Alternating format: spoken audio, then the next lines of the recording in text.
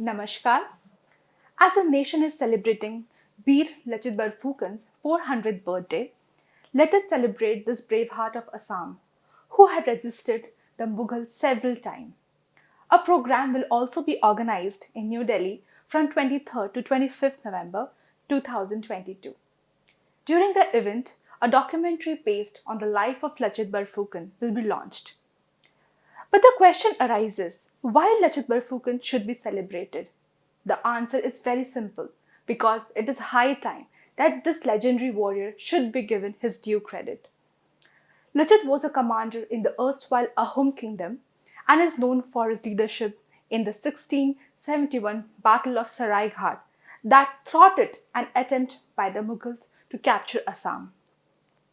Lachit was born on 24th November 1622 to Thai Ahom father Momai Tamuli Bodborua and mother Kunti Moran in Gargaon, which was the capital of Ahom kingdom, geographically located in the present-day Brahmaputra Valley.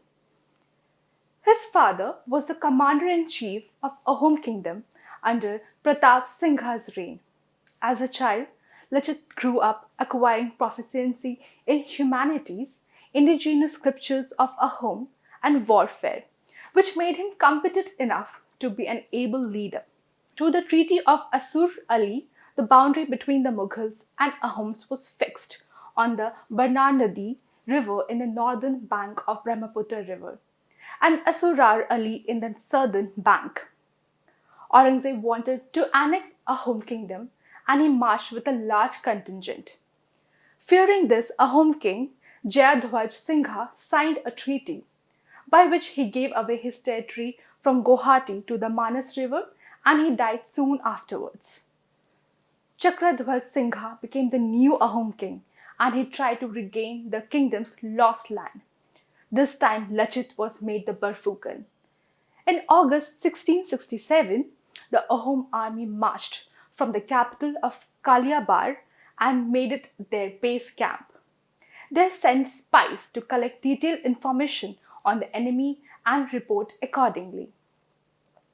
All these preparations were made in such secrecy that the Mughals were in complete darkness. After the capture of the two Mughal advance posts, the Ahom forces moved towards Guwahati, the headquarters of the Mughal Faujdar. The city of Guwahati had extended on both banks of Brahmaputra and was guarded by several fortified outposts. When the Ahom could not capture the Itakuli fort after a siege of 2 months, they held a war council and accordingly sent war commandos, who secretly poured water into the muzzles of the Mughal guns and cannons at night. On 4th November, early in the morning, the Ahom soldiers under Jakpang Goen scaled the walls of the fort with the help of ladders and stormed it. The Mughal Faujdar Shayyad Firoz Khan, along with Shayyad Salah, were compelled to flee. He regained control over Guwahati, but he knew that the Mughals were preparing for a counter-attack. They came back with a mighty 30,000 infantry, 15,000 archers, 18,000 Turkish cavalry, 5,000 gunners, and over 1,000 cannons for the battle at Alaboi. On a regular battlefield, it would have been next to impossible to defeat the Mughals. But Lachit was wise enough and he used the land's geography to his advantage. The Borphukan and other Ahom commanders adopted a new plan of defensive war and decided to let the enemy into Guwahati. However, as the defense arrangements were not yet complete, they resorted to the device of opening vague negotiations with Ram Singh. And the Ahom commanders sent envoys inquiring the reasons for his arrival and offered the option of settlement through peaceful negotiations. In the meantime, they carried out the work of fortification by day and night, perfected their defensive measures, and became ready to meet the enemy on their prepared ground. The Borphukan tried to collect each and every kind of fresh information about the Mughal camps from different sources to form an accurate estimate of their strength.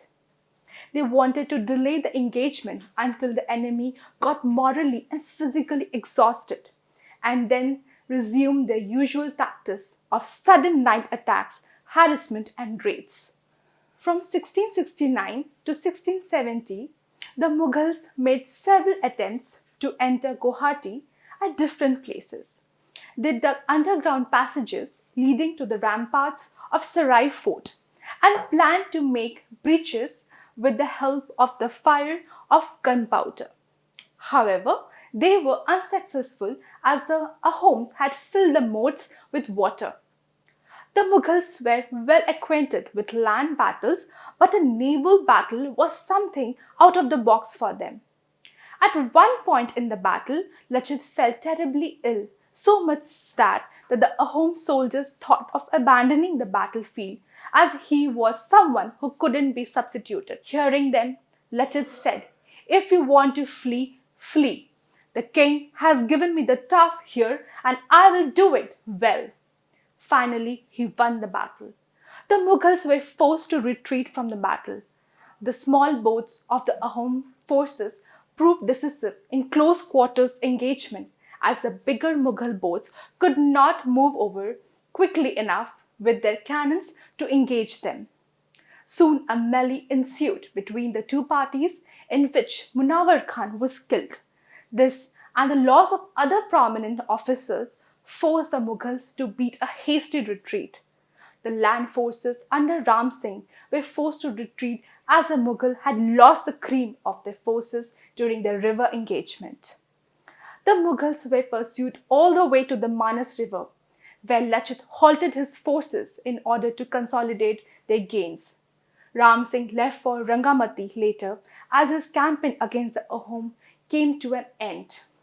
Lachit didn't fight for religion or his own glory, but he fought for his land, his own people, and that is what made him win the battle against Mughals.